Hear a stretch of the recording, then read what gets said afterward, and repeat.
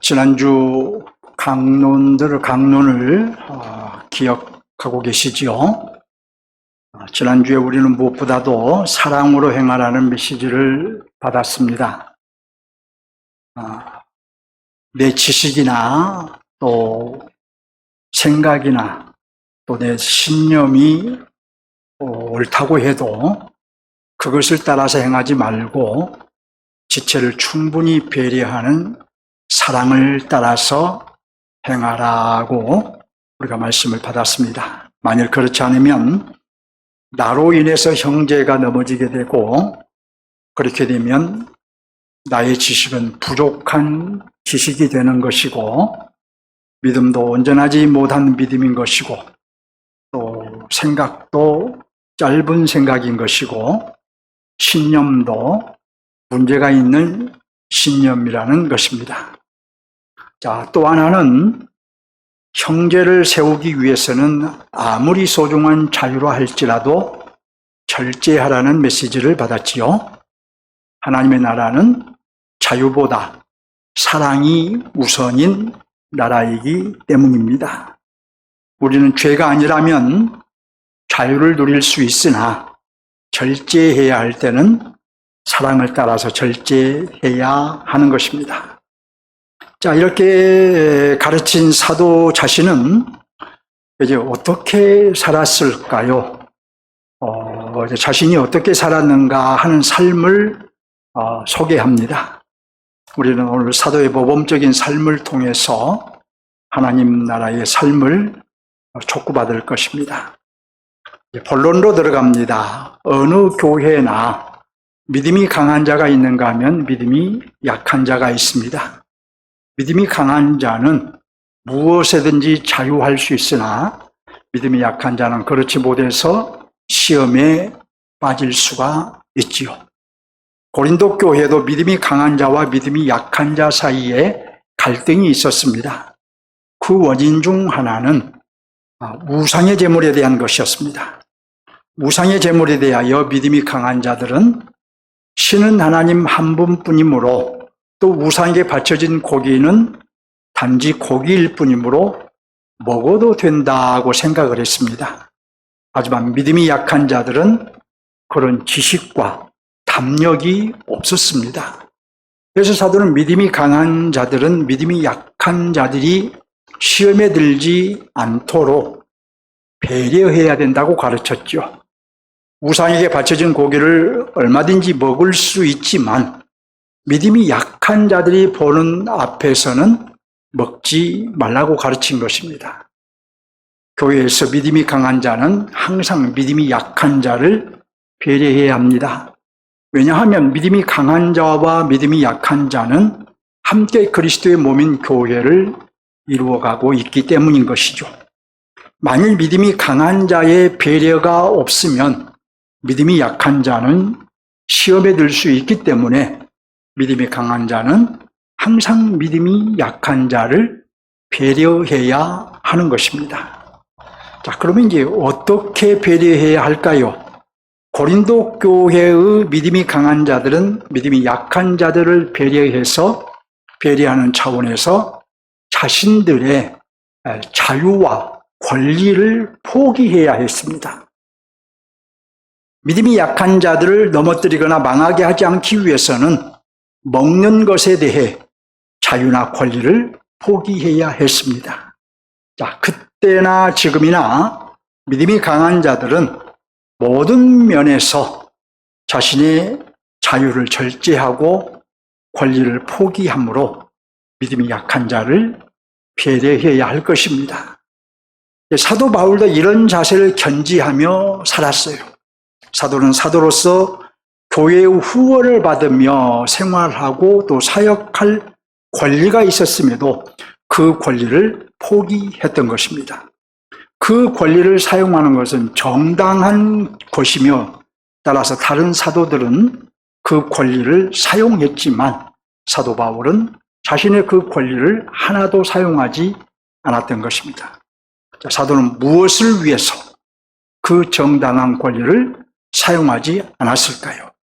9장 12절 하반절을 보면 그리스도의 복음이 아무 장애가 없게 하려 함이로다라고 밝힙니다.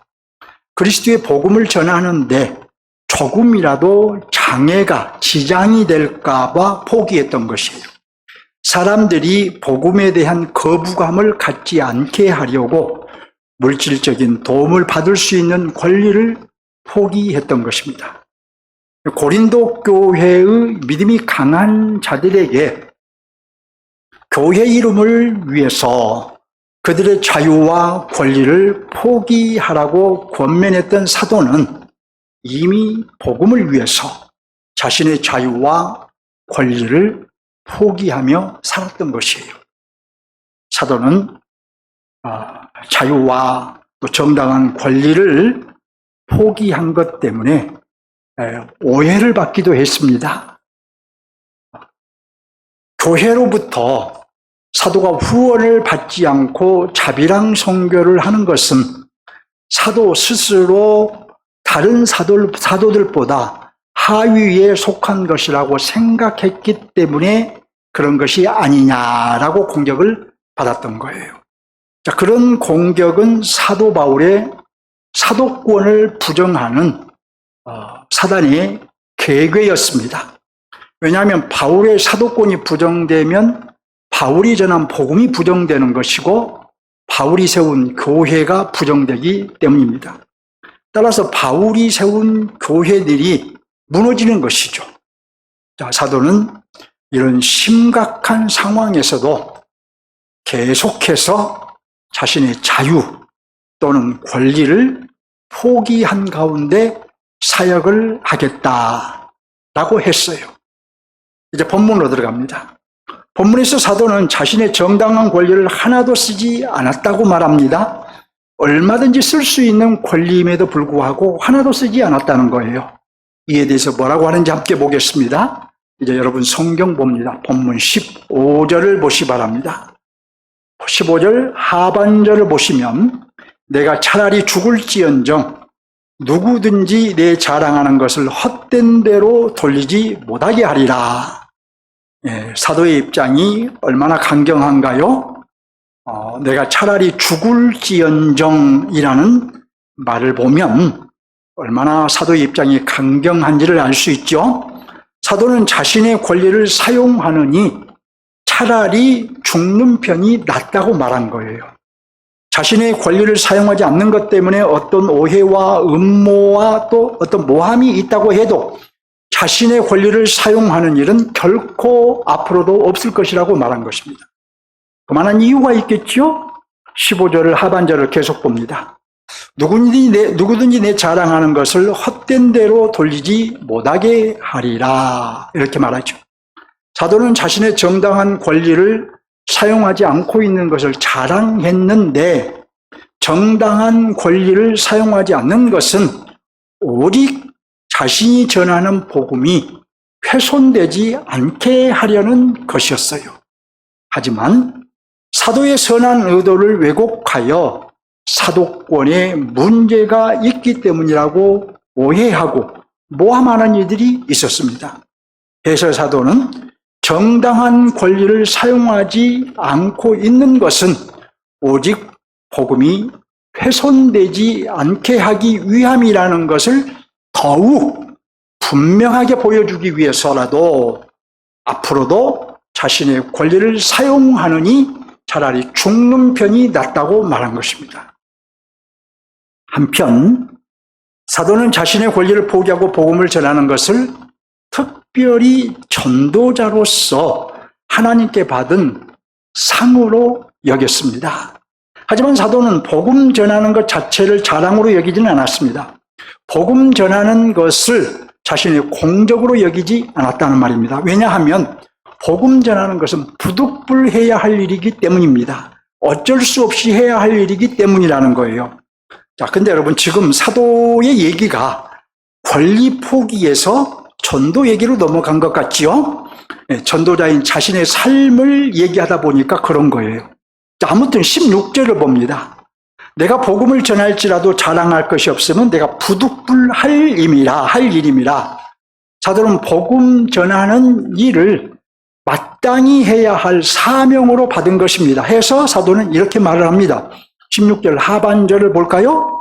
만일 복음을 전하지 아니하면 내게 화가 있을 것이로다. 자, 복음을 전하는 일은 부득불해야 할 일이므로, 즉 어쩔 수 없이 해야 할 일이므로 만일 복음을 전하지 않으면 화가 있을 거라는 말입니다. 이는 엄벌을 받을 것이라는 뜻이에요. 자, 무슨 화를 받을 것인지에 대해서는 설명이 없지만 어쨌든 화를 받게 되는 것은 분명하다고 말한 것이죠. 구약에도 이런 유사한 말씀이 있습니다. 에스겔 3장 17절로 18절입니다. 인자야, 내가 너를 이스라엘 족속의 파수꾼으로 세웠으니 너는 내 입의 말을 듣고 나를 대신하여 그들을 깨우라고 하면서 만일 깨우지 않으면 내가 그 핏값을 내 손에서 찾을 것이라고 말합니다. 자, 내가 전하지 않으면 그 핏값을 나에게서 찾겠다는 말씀으로 받아야 될 것입니다.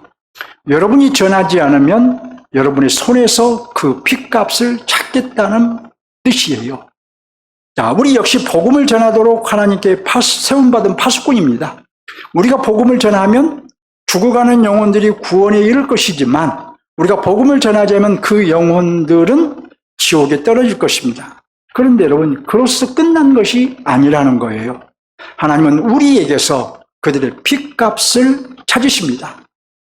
자, 나에게서 불신 남편의 핏값을 찾을 것이고 나에게서 불신 친구의 핏값을 찾으실 것이고 나에게서 지인들의 핏값을 찾으실 것입니다. 전도하지 않으면 나에게 화가 있을 것은 분명한 것이지요. 자, 따라서 우리는 생각을 바꿔야 합니다. 전도는 하나님이 원하시는 것입니다. 왜냐하면 전도를 통해서 하나님이 통치하시는 하나님의 백성들이 태어나는 것이고 이는 곧 하나님의 목표인 하나님의 나라가 확장되기 때문입니다. 따라서 하나님께 은혜를 입은 그리스도인은 반드시 전도해야 하는 것입니다.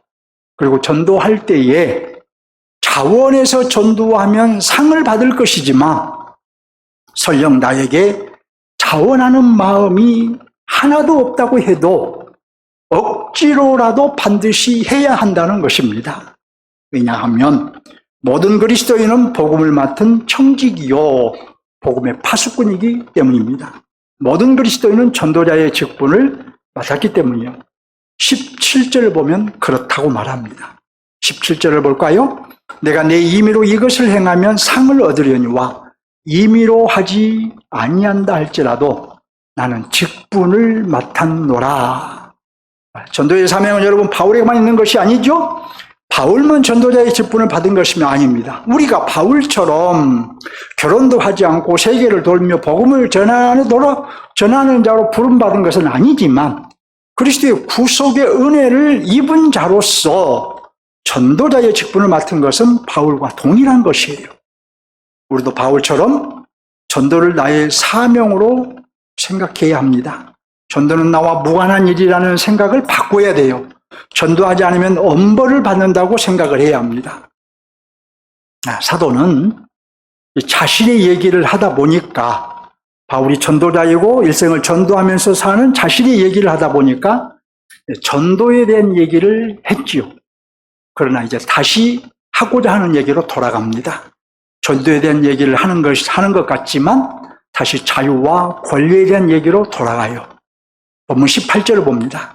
그런즉 내 상이 무엇이냐? 내가 복음을 전할 때에 값없이 전하고 복음으로 인하여 내게 있는 권을 다 쓰지 아니하는 이것이로다.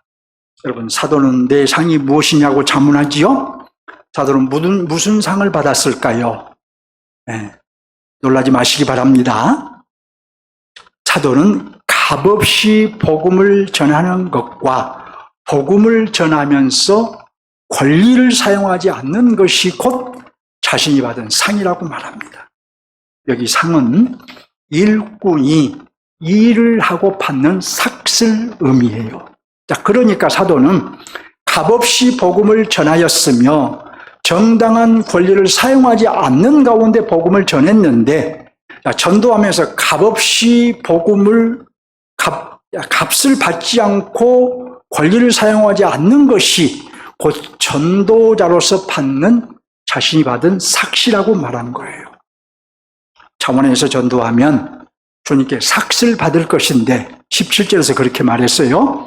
차원에서 전도하면 삭스를 받을 것인데, 사도 자신은 전도자로서 무슨 삭스를 받았느냐, 무슨 상을 받았느냐 하면 값없이 전하는 것이 곧 주님께 받은 삭시고, 자신의 정당한 권리를 포기하고 전하는 것이 곧 주님께 받은 삭시라는 것입니다.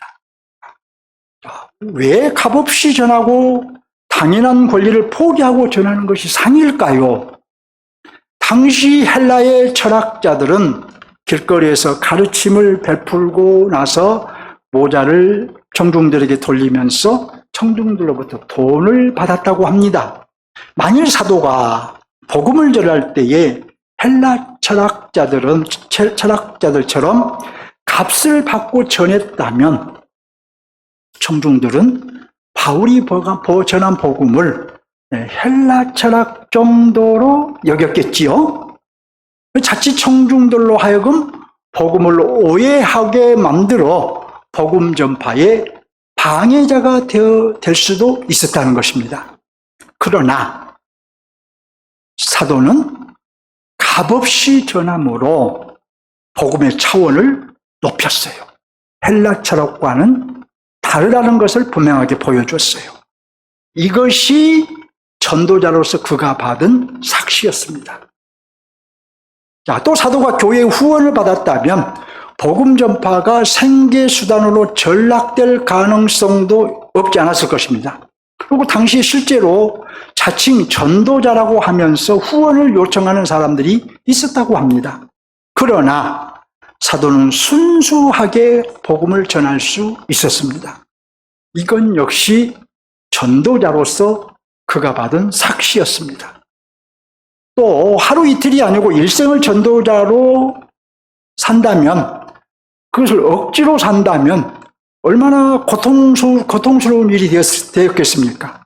사명을 억지로 감당하는 것만큼 고통스러운 일은 없을 것입니다. 그러나 사도는 자원함과 기쁨으로 전도할 수 있었습니다. 이건 역시 전도자로서 그가 받은 삭시였어요. 자, 이렇게 사도는 복음을 값없이 전하고 교회의 후원을 받지 않고 전하고 자원해서 전한 것이 곧 삭시라고 했던 것입니다. 상이라고 했던 거예요. 자신의 권리와 자유를 다 포기하고 복음을 전하는 것이 곧 전도자로서 자신이 받은 상, 곧 삭시라고 말한 것입니다. 그런 점 오해하지 않아야 합니다. 사도는 이미 복음 전하는 자들이 복음으로 인하여 먹고 사는 것이 정당한 것임을 충분히 말했습니다. 자, 누가 자기 비용으로 군 복무를 하겠느냐? 누가 포도를 심고 그 열매를 먹지 않겠느냐? 누가 양떼를 기르고 그 양떼의 젖을 먹지 않겠느냐? 이렇게 말하면서 몇 가지 예를 들어서 쭉 말하고 나서 이와 같이 주께서도 복음 전하는 자들이 복음으로 말미암아 살리라 명하셨느니라, 이렇게 말합니다.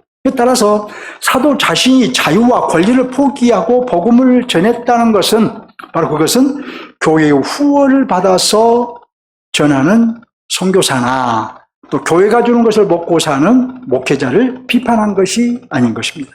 다만 사도는 그것을 자신에게 적용한 거예요. 자신이 복음 전파의 방해자가 될 가능성을 배제하였고 복음 전파가 생계의 수단으로 전락될 가능성을 배제하였고 고통스러운 일이 될 가능성을 배제하였던 것입니다. 그 결과 신령한 기쁨을 더 많이 누릴 수 있게 되었으며 더 순수하게 복음을 위해 헌신할 수 있게 되었으며 더 헌신적으로 하나님 나라에 가담하게 되었으니 그것이 곧 자랑스러운 자신의 상이라고 말한 거예요. 사도의 얘기는 여기서 끝나지 않았습니다. 자신의 권리를 포기한 자신의 사역과 삶을 소개하고 있어요. 본문 19절 이하를 보면 사도 자신은 모든 사람에게 자유로우나 더 많은 사람을 구원하기 위해 자신의 권리를, 자신의 자유를 다 포기했다고 말합니다. 유대인을 얻기 위해서는 비복음적인 할례를 주장하는 유대인들을 비난하지 않았습니다. 헬라인을 얻기 위해서는 할례를 받지 않는 헬라인을 적극 지지했어요. 믿음이 약한 자를 얻기 위해서는 믿음이 약한 자를 충분히 이해했던 것입니다. 그러니까 한 사람을 얻기 위해서 그리스도 안에서 얻은 자신의 자유와 권리를 포기했던 거예요. 그리고 사도는 이렇게 끝맺습니다. 23절을 봅니다. 내가 복음을 위하여 모든 것을 행함은 복음에 참여하고자 함이라. 무슨 말일까요? 사도는 자신도 복음이 주는 구원의 풍성함을 누리고 다른 사람을 구원하는 하나님의 일에 참여하고자 복음을 전하였으며 복음을 효과적으로 전하기 위해 자신의 자유와 권리를 포기했다는 말입니다. 자, 이 말씀에 대해서는 잠시 후에 다시 한번 말씀을 드리겠습니다. 자, 본문의 핵심 메시지는 무엇일까요? 사도 바울은 전도자로서 교회의 후원을 받아서 생활하며 복음 전파 사역을 감당할 정당한 권리가 있었음에도 불구하고 그 권리를 하나도 사용하지 않았습니다. 사도에게 그것은 손해가 아니라 오히려 전도자로서 받은 상, 곧 삭시였습니다.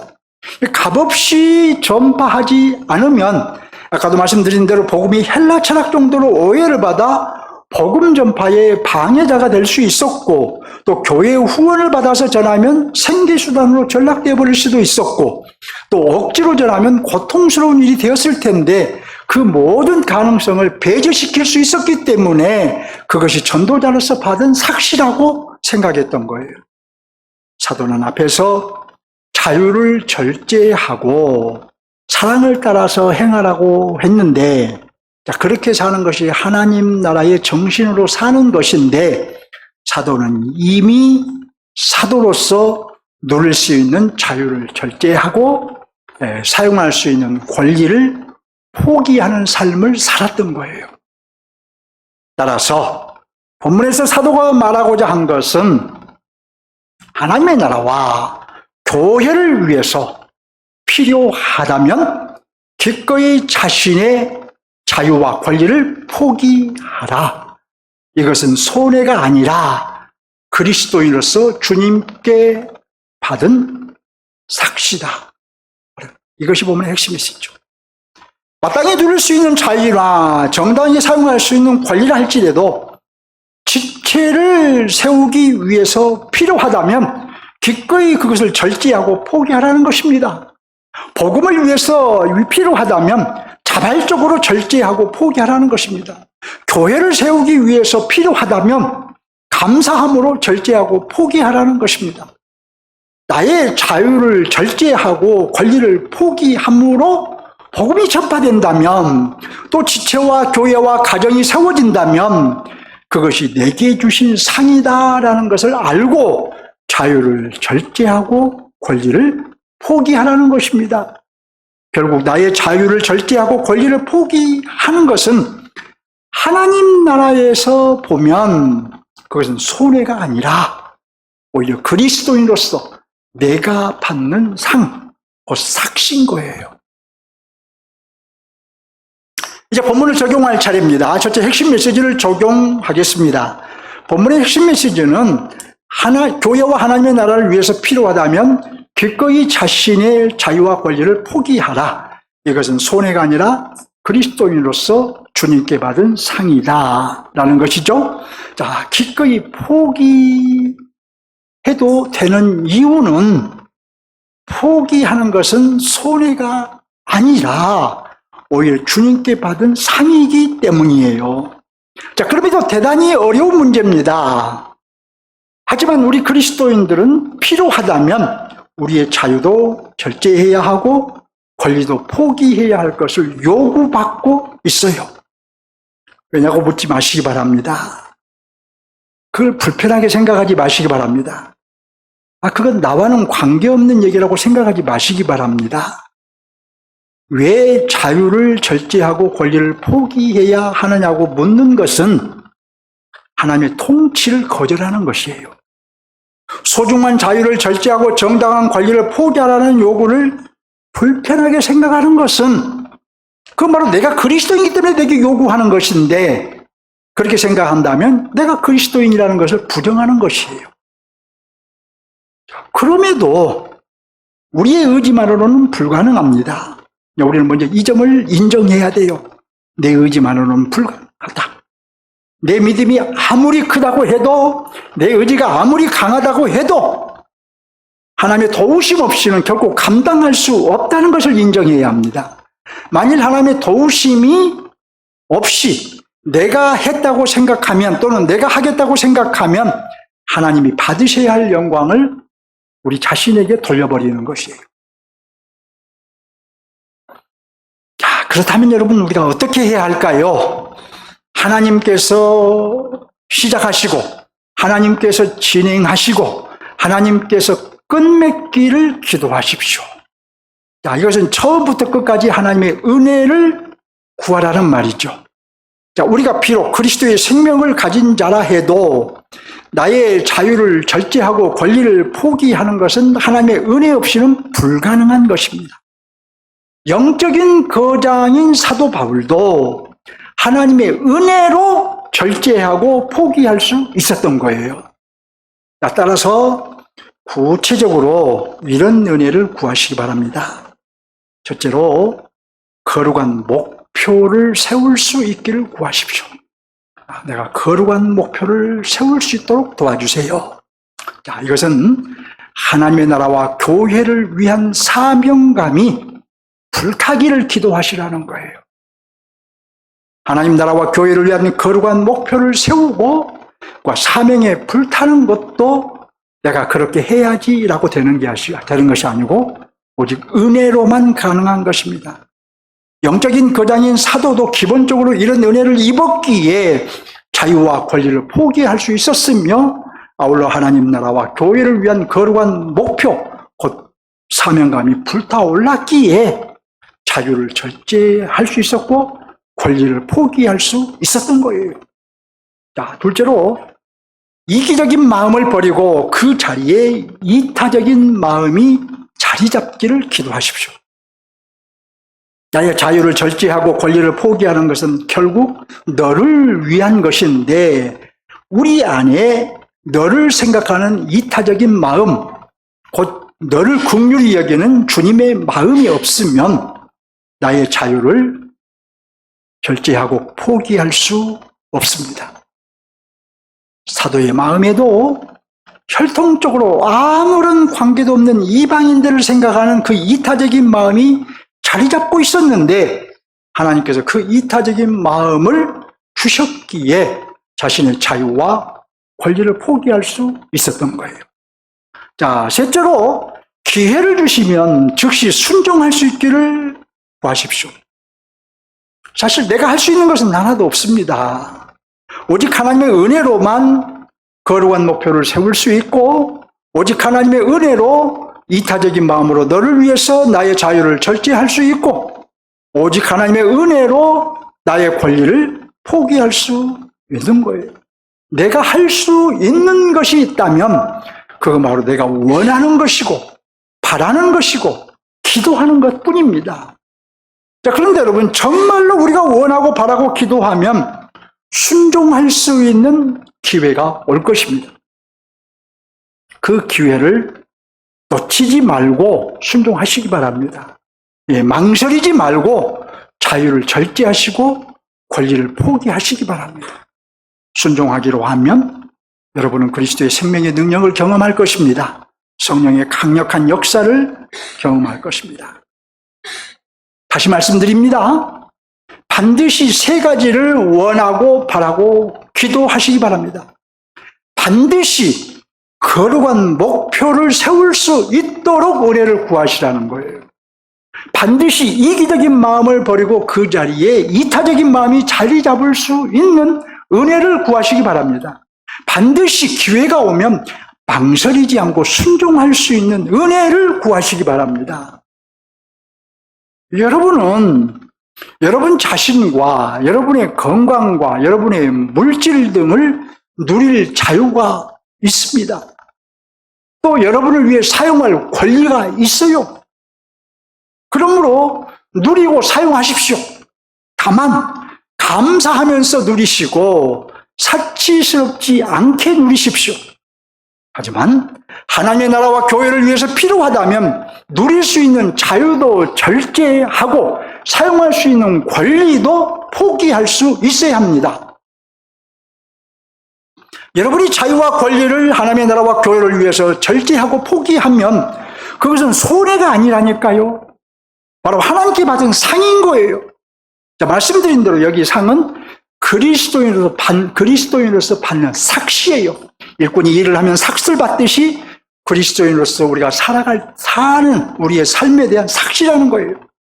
우리는 그리스도인으로서 필요하다면 절제하고 포기하는 삶을 살아야 하는데, 우리가 절제하고 포기하는 삶을 살게 되면 그것이 곧 하나님이 주신 상이에요. 구속받은 하나님의 백성으로서 받게 되는 삭시라는 말입니다. 우리는 주님 앞에 설 때에 바로 이 삭을 결산해야 합니다. 내가 삭을 얼마나 받았나 이것을 결산해야 될 거예요. 최근에 저도 이 자유와 권리를 포기하는 은혜를 경험했습니다. 말씀을 준비하다 보니까 이런 간증 같은 걸 하나 하고 싶어 말씀을 드립니다. 누구나 나이가 들면 치아에 문제가 생길 수밖에 없죠. 저도 마찬가지여서 이제 임플란트를 하기 위해서 준비해둔 돈이 좀 있었습니다. 최근에 그것을 포함해서 다 끌어모아서 교회 부채를 사용하는데 사용했습니다. 물론 사모가 경제 활동을 하기 때문에 가능했죠. 저희 부부는 앞으로도 전략에서 그렇게 사용하기로 목표 금액을 정해 놨습니다. 이런 결정은 오직 교회를 위함이었습니다. 그런데 오늘 말씀을 준비하다 보니까 바로 목사로서 제가 받은 상이었어요. 이걸 깨닫고 제가 여러분에게 말씀을 드린 거예요. 여러분도 이제 오늘 말씀을 따라서 교회를 위해 기꺼이 여러분과 여러분의 것에 대해서 자유를 절제하시고 권리를 포기하는 모습이 있으면 좋겠습니다. 오늘 말씀을 각자 적용하고 순종하는 모습을 주님께 보여드리시기 바랍니다. 물론 오늘 말씀드린 대로 이미 교회를 위해서 자신의 권리를 포기하고 있는 성도도 있습니다. 쉽지 않는 일이지만 여러분도 순종해 보시기 바랍니다. 주님 오실 때에 성도로서 받은 삭을 우리 모두 떳떳하게 결산할 수 있으면 좋겠습니다. 여러분의 절제와 포기는 손해가 아니라 하나님께 받은 상이 될 것입니다. 내가 그리스도인으로서 충성하고 헌신한 것이고 그리스도인으로서 하나님께 받게 된 삭신 거예요. 하나님은 어느 때나 말씀을 듣고 순종하는 자기 백성을 찾으십니다. 그 사람이 바로 여러분이 되시기를 주님의 이름으로 축원합니다. 둘째, 이제 하나님 나라 관점에서 적용하겠습니다. 본문의 하나님의 나라는 선포된 하나님의 나라이며 저와 여러분은 이 나라에 들어간 하나님의 백성입니다. 자, 그러면 본문의 하나님의 나라는 하나님의 나라의 어느 면을 보여주고 있을까요? 첫째로 권리를 포기하는 나라임을 보여주고 있습니다. 자, 이 점에 대해서는 방금 전에 충분히 말씀을 드렸습니다. 둘째로 복음에 참여하는 나라임을 보여줍니다. 먼저 23절을 보면 내가 복음을 위하여 모든 것을 행하면 복음에 참여하고자 함이라고 합니다. 자, 쉬운 성경은 이렇게 번역합니다. 나는 복음이 주는 복에 참여하기 위해 복음을 전하는 일이라면 무슨 일이든 하고 있습니다. 사도는 하나님 나라 잔치에 참여하고 있었어요.